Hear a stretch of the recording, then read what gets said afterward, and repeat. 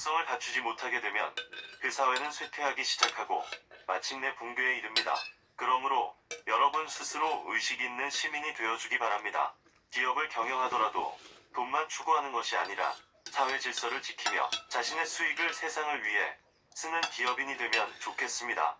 또 정치를 하거나 행정에 참여하는 사람은 주어진 권한을 어려운 일을 돕고 정의로운 사회를 만드는 데 행사하면 세상에 더 좋은 일이 될 것입니다. 그런 사람이 되려면 반드시 역사의식이 필요합니다. 현재 우리가 당면한 문제를 해결하려면 옛날에는 어땠을까 하는 역사의식이 필요합니다. 나아가 다른 사람은 어떻게 생각할까? 다른 나라에서는 어떻게 해결했을까? 하는 사회적 문제의식을 가져야 합니다. 인간은 역사적, 사회적 존재이기 때문입니다. 우리는 과거와 현재의 인연관계, 그리고 나와 너의 인연관계를 올바르게 알아야 합니다. 불교적으로 말하면 연기법이라고 할 수 있고, 사회과학적으로 말하면 역사와 사회를 올바르게 이해하는 것입니다. 그런 의미에서 이번 역사 기행은 역사적인 인과관계를 살펴보기 위한 것이라고 정의할 수 있습니다. 신시와 배달에서 시작된 우리 역사의 뿌리. 그런 관점에서 이제 우리 역사의 뿌리부터 살펴보겠습니다. 지금까지 학자들이 연구하고 발견한 것을 종합해 보았을 때 우리 민족은 대략 6천년의 역사를 갖고 있습니다. 우리 민족의 시원이라고 할 수 있는 신시 개벽에서부터 우리 역사를 이해할 필요가 있다고 생각합니다. 개천, 즉 나라를 처음 세웠을 때의 설화에는 조금 덧붙여진 이야기나 누락된 사실이 있을 수 있습니다. 저도 여러분에게 어떤 이야기를 하다 보면 내용을 빼먹을 때도 있고 듣는 사람의 이해를 돕기 위해 내용을 덧붙일 때도 있죠. 그런데 수천 년을 전해 내려오는 이야기가 처음 그대로 전해진다는 것은 그 자체가 비현실적이고 비과학적인 일이에요. 그러므로 오늘날 우리가 지난 시대의 글이나 문화를 해석할 때는 그 시대의 상황을 이해해야 합니다. 표현의 상징성을 고려하면서 읽고 연구해야 진실에 비교적 근접할 수 있습니다. 이것은 100% 진실이라거나 100% 가짜라는 식으로 접근하는 것은 합리적인 태도도 아니고 과학적인 태도도 아닙니다. 단군 설화에서 상징하는 바를 살펴보겠습니다. 관웅은 하느님의 서자이다라고 했는데 아들이면 아들이지 왜 서자라고 표현했을까요? 맏아들도 아니고 막내 아들도 아니고 서자라는 말은 그가 그 사회의 주류나 적통이 아니라는 의미입니다. 그렇지만 사람은 똑똑했다는 것을 알 수 있습니다. 관웅이 하늘 아래 인간들이 사는 것을 내려다보니 사람들이 너무 힘들게 살고 있었습니다.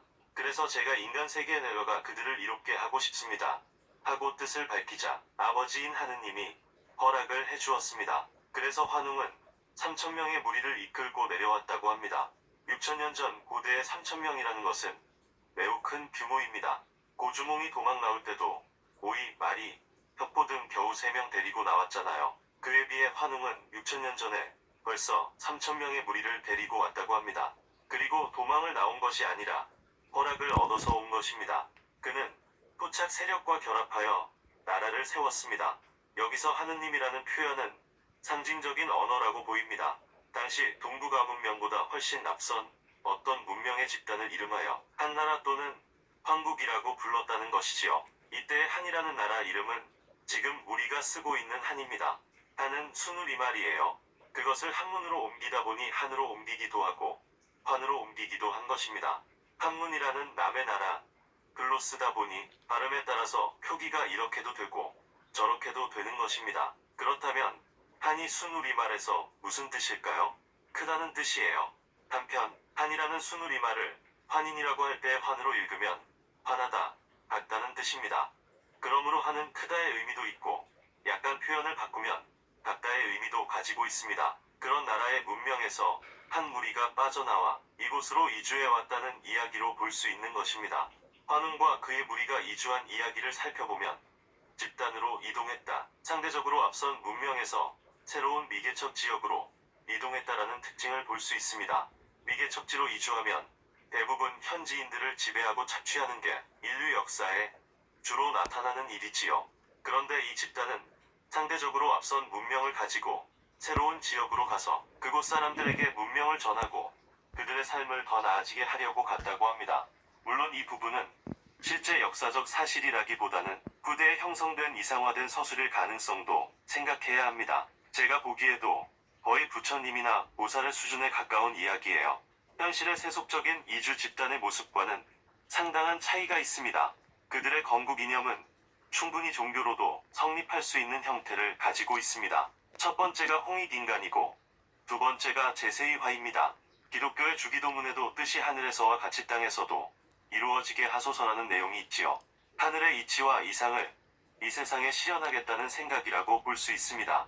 홍익인간 제세의화는 환웅이 새로운 나라를 건설하러 오면서 내세운 가치관이지 단군이 한 이야기가 아니에요. 여러분 중에는 홍익인간 제세의화가 단군 신화에서 나왔다고, 단국의 건국 이념으로 왔다고 잘못 알고 있는 사람들이 많이 있어요. 이는 시기적으로 단군 시대가 아니고 환웅 시대의 이야기입니다. 환웅이 새로운 지역으로 내려와 새로운 도시를 만들었다는 전승에서 등장하는 것이 바로 신시입니다. 신시라는 명칭을 어떻게 해석할 것인가에 대해서도 여러 견해가 있습니다.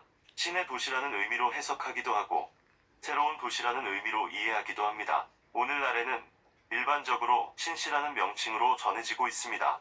그리고 이후 나라의 이름을 배달이라고 했다는 전승이 있습니다.